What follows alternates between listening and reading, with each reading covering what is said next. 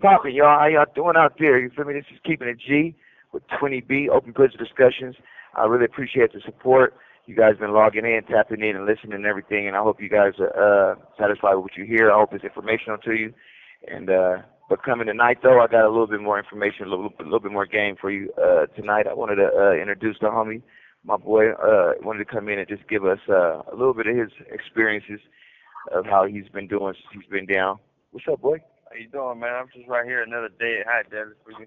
Okay, yeah. Just right here, Yes, sir. A day at a time. Yes, sir. I don't know if you wanted to, you want to tell me your name and all that, let everybody know who you are? Yeah, my name's Robert Ortiz, CDC number G42268. For sure, for sure. I just wanted to, like I was talking to the homie last night, and we were talking about how, I think I told you this too. Like we all come from a certain hood, and we all have experiences, but I think every hood basically is the same. You know what I'm saying? And a lot of it causes us to make decisions that that we regret or that we wish we would have done differently. So, so how long you been down? I'm going on like almost 20 years now. Damn, almost 20 years. Okay. And listen, I wanted to ask just a couple questions. What would you say prison has taught you since you've been down? Man, I don't even know where to start, to be honest.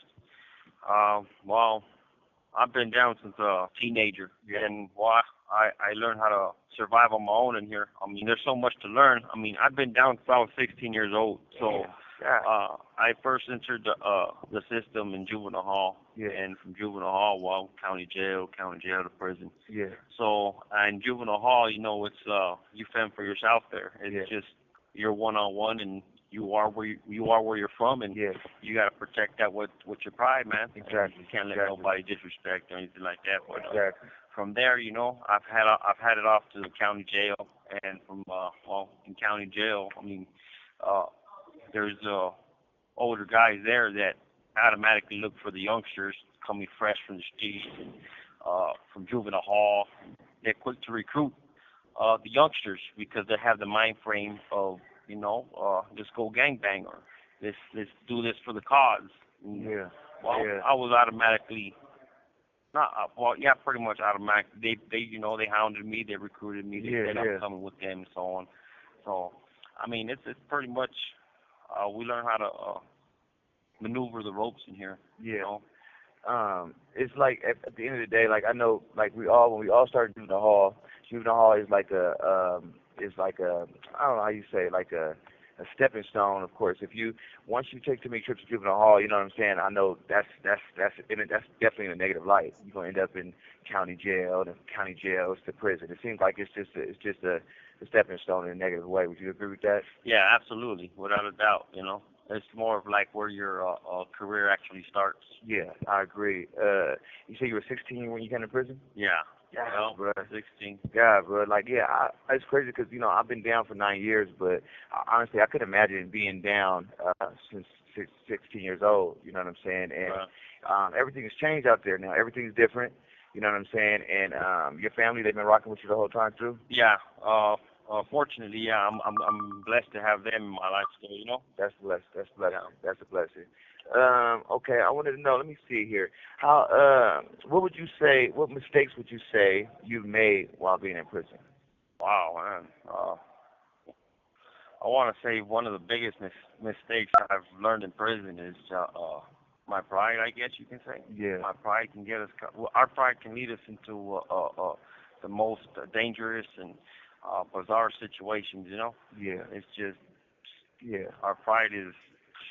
Like the reason we go through a lot. Yeah, we've gone through a lot in here, Yes, the reason we go through a lot. I feel like even for me, my experiences was like that too. You know what I'm saying? I agree.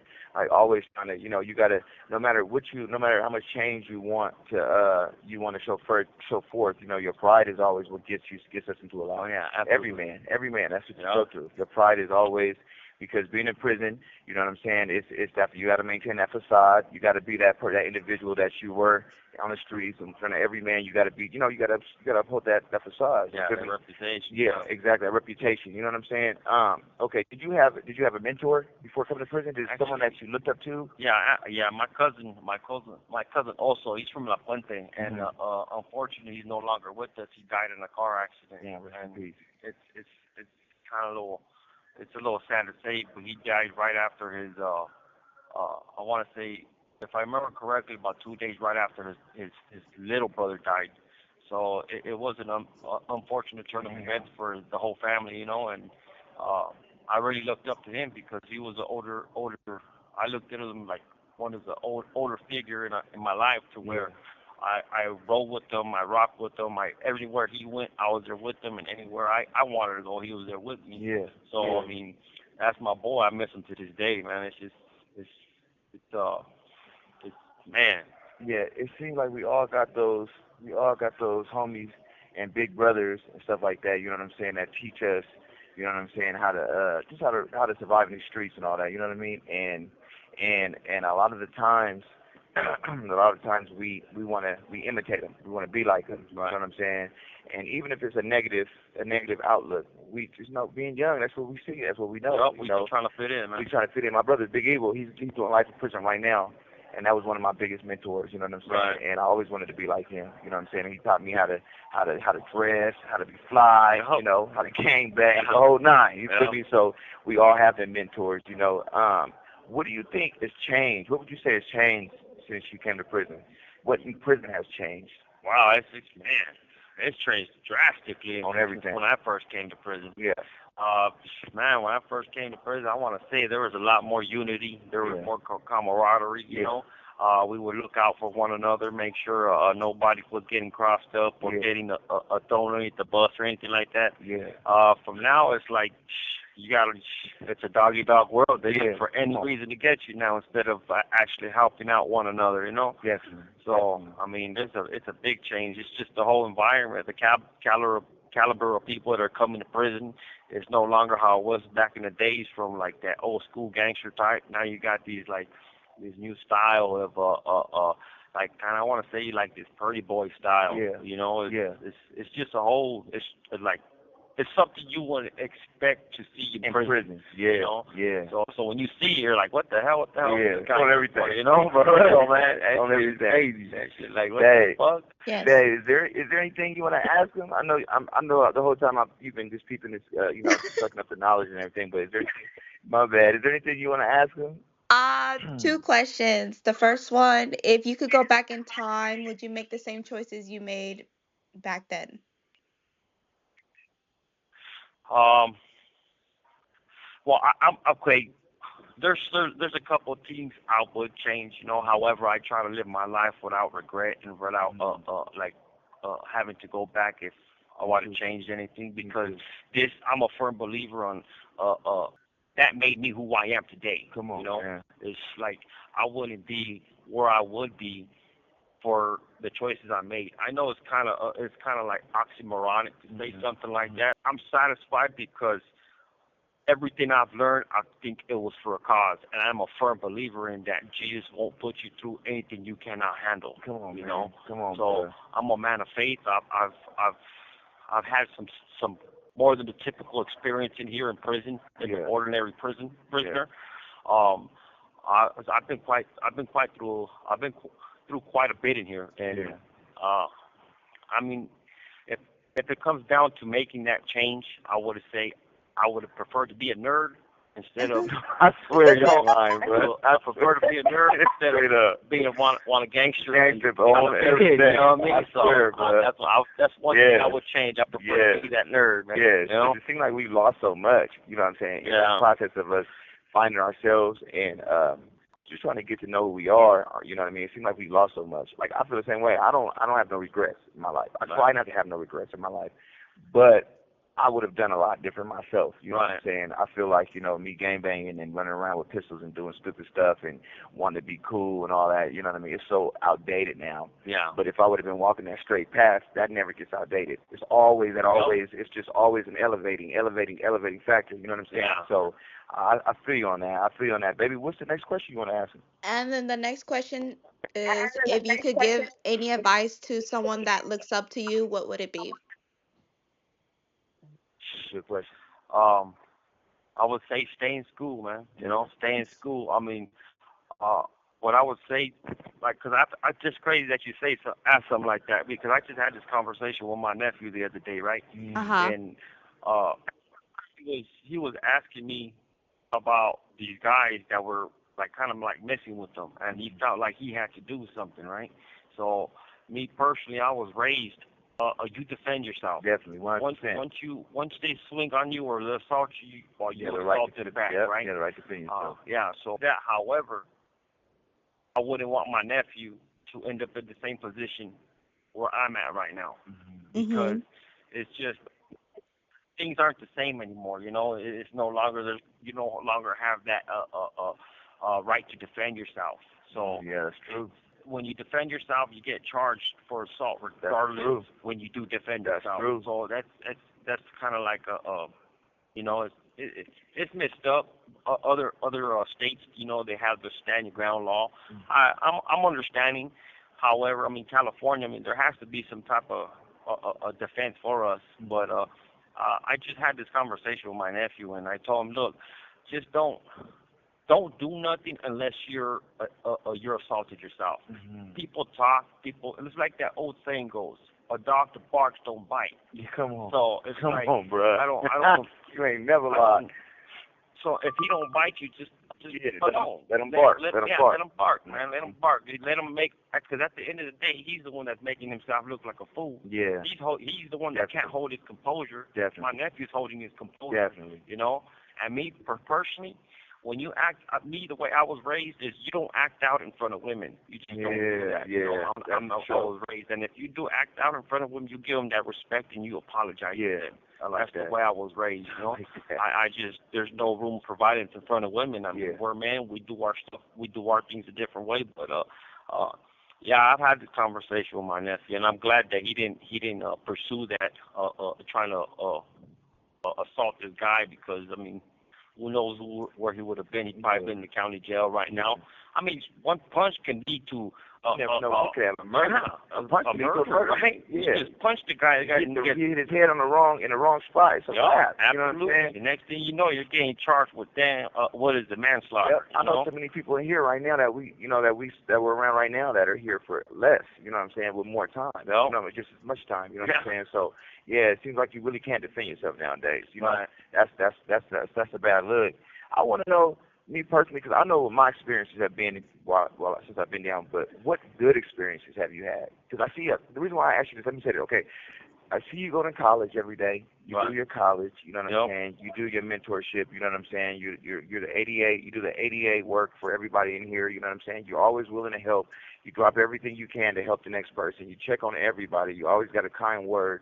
You know what I'm saying? You know, I was telling my girl, me and you, we work together every morning. You know what I'm saying? It's just me and you early in the morning, you know, and we always sit down and have a cool little chat every morning. You know what I'm saying? And it's a good start for me for my day. So I know my experiences since I've been down, but what experiences have you learned since being in prison? You know, I've learned how to become a man in here. You know, I mean, as it's been mentioned, I've been in here since I was 16 years old. Yeah. So I actually learned how to grow independent. You know, I learned how to do many different things for hustling, like making little flowers, sewing, fixing TVs, fixing hot pots. So you learn how to pick up a little hustle in here to survive. I've learned so many things. I believe one of the main things I have learned is to adapt to your environment. So I've been to multiple prisons and 180s, 270s, one of the highest maximum security prisons, and you just have to learn how to adapt. If you can't adapt and you can't maneuver how to be about being a man and everything like that, growing up. So I mean, you learn how to become independent. You know, you learn. It's just you have to learn how to adapt to your environment. Definitely, you have to. It's either you survive or you get taken down, man. For sure. You know, Sink or swim. Sink or swim. Right. Sink or Sink swim. or swim right there. It's so many people, bro. Like, you know, I just, you know, for firsthand. Like you just the other day, you had to stand up for somebody who was being bullied in the cell. You know Right. what I'm saying? Yeah. You both had to get him out of there, and I can see how that made you feel. You know, you was getting steaming hot. You know what I'm saying? And because a lot of that's like, what's your experience on that? Although there's certain things that do trigger me, and I'm working on that to become to better myself in order to survive in the streets and be able to adapt to that type of environment. Because the way we are in here, we're taught to like protect your reputation. You can't show no fear. You can't show the slightest weakness. Because we got sharks in here, and sharks will easy to get all that, and they take advantage of that. So it's like with bullies, I can't stand bullies, man. This thing happened the other day right here with two individuals, and it's been going on for some time, for going on for some time, and I was fed up with it. I waited for the guy to come out of the cell, and I walked up to him. I didn't tell nothing to nobody. Sure, yeah. And I'm not one that talks behind the door or anything like that. I'm more of a man of action. However, I try to prevent me from taking the initiative. So I approached this man and I asked him what's the matter with him and his cellie, because his cellie's much more smart. I mean, smarter than me. Way smarter. And it's like, well, come on now, really, you want to pick on somebody? Well, pick on somebody your own size, man. Yeah. So I approached him and I asked him what's the matter with him and his cellie, and he explained to me that I guess his cellie is a little hard on understanding. Yeah. So I mean, that morning, this individual, the bully, was yelling at him, calling attention, and I heard about it, and so I approached him right when he came out, and I asked him, and he asked me, he actually broke it down to me, saying that he was not listening, and he would do like specific things and like clean the floor. It amazes me how people get upset over not cleaning the floor. Stuff, that's only stuff in prison that you hear about, definitely. I mean, I understand it's a matter of being clean, however, but like, come on, man, if it's that serious, it doesn't take nothing but a couple seconds. Yeah, for you to get up and do it. It's that simple. Exactly. So I actually told old boy if he's not able to talk to old boy as we are speaking right now at the moment, like humbly and respectfully, he has to move. He had no choice but to move.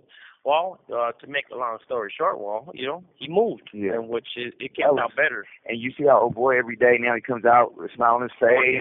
He was bro was down and out, bro. I can see it from afar. You know what I'm saying? It was eating at me, bro. It was eating at me, and I know that I'm working with I'm working to change my attitude and to change my way of approaching people. But I really respect I like the way you move. I always say that. You know what I'm saying? And I look up to you a lot in them ways, and so the way you handled that was really good. I honestly believe that, like you said, God never puts more on us than we can bear, but when it's your time to walk out here, I think you're going to do really good out there in the streets. I think you're going to do really good, bro. I sure hope so. You know what I'm saying? I have a feeling you will. I ain't gonna lie, man. I've been down since I was a kid, man, and that's one of my biggest fears right there. I try not to, like me, I was, okay, this fear thing comes back from when I was in the hole back in Calipat, and I was reading a book about Buddhism, Hindu, and it explained and it broke down the element of fear, the emotion of fear. Yeah. Fear is an emotion that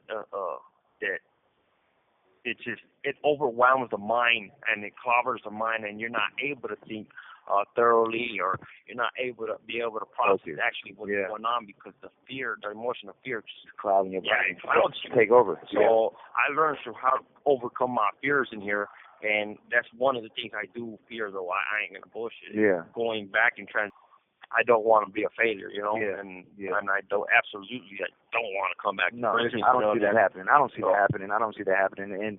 And I like the fact that, like I said before, that you took it upon yourself to do college and all that. And did you ever see yourself going to college when you were out there on the outs? Did you ever see that for you?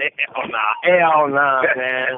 I just prayed that you asked that, because I was just explaining to date. Yeah. This morning that I was explaining to my cellie that my dad would ask me if he would actually tell me go to college, enroll into college. I'm like, nah, I ain't going to no college.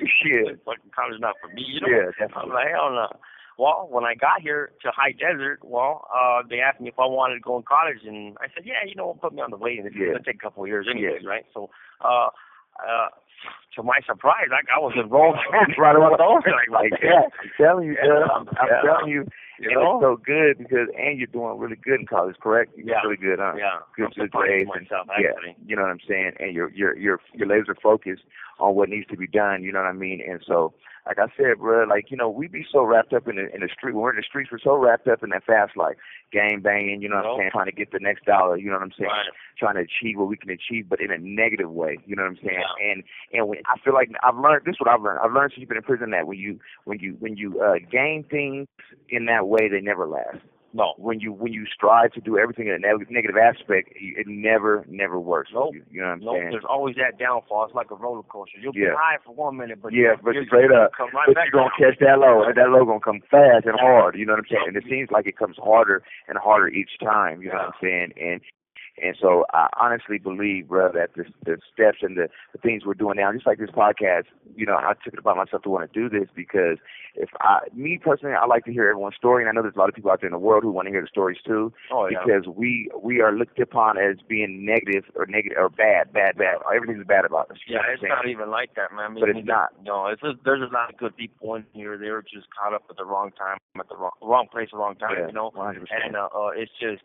It's sad to see because you got some good-hearted people in there, good-hearted people and people that you like, man, are you serious? They got you for that. Yeah, definitely. Wow, man, that's just some foul stuff. Yeah, definitely. So, and it's like you just hope you hope that they make it back out on the streets because they're just collateral damage. Yeah, man, at that point, yeah. And not only that, it overwhelms the system, and next thing you know, you got taxpayers paying for this guy, all the stuff that they provide us in here, and well, frankly, this guy don't need to be in here. There's individuals like that all over here. Yeah, I agree, bro. I really agree, and I appreciate you, taking time to get on this with me. You know what I'm saying, and all that. I appreciate you, man. I appreciate you inviting me over here. I really do. Let me share my story. Because there's sometimes I just feel that people out in society need to know, like us kids, us teenagers, that we've been down since we were kids. I'm not the only one. There's several of them right here. Of us, yes. I mean, we need a second chance. Yeah, come on. We're asking for a second chance, man. I mean, we were kids. Yeah. We were just doing what was expected of us. Yeah, well, we were taught in the streets. Exactly, just trying to fit in, trying to be someone. You know what I'm saying? Right. And I feel like we definitely deserve a second chance. You know what I'm saying? Oh, yeah. Especially the ones who were doing things to work towards, like going to college and working on the IAC, doing things for people in general. Like us being on the IAC, we work for this whole yard. We're trying to better the whole yard with the broader perspective. Absolutely. So I feel like a second chance is just a small ask compared to what I'm saying. Us, what we deserve. You know what I mean? So, but look, I appreciate you coming through, bro. I'm glad that you know what I'm saying, were able to take time for me, bro. Anytime, man. You my boy. Anytime. You know what I'm saying? I love you for that, bro. What's up, man? I hope you invite me back. Definitely will. You feel me? Is there anything any shout outs you want to give or anything like that to anybody out there? I want to give a shout out to all my family out there in Fontana, East LA, La Puente, San Gabriel Valley. I send my love and respect, man. I just miss you guys and I hope to be with you guys soon. Reunite the family, back like when we were kids and on Christmas and Thanksgiving. There's days we reminisce and hear about that stuff, and it's heartbreaking, and we shed tears over that. Yeah, because, definitely. It's away from our loved ones. But definitely. I have a shout out to everybody out there, man. I send my love to everybody out there, the community. Being productive, focusing their mind on the right stuff. We're here and we're trying to make it back out there, man. We'll be back out there with y'all soon. Hey, you guys, this is Twin. This is 20B, keeping it G with 20B, open prison discussions. I appreciate you guys for tapping in. You guys know you can go to my website at www.20b.com, and it'll take you to everywhere you need to go: TikTok, Facebook, YouTube, all the whole nine, and you guys will be able to hear this over and over again if you want to. And if you want to tap in with my boy Ortiz right here, you got the information and his information on my website. I really appreciate you guys taking the time to listen to this. You guys have a blessed night, and we're about to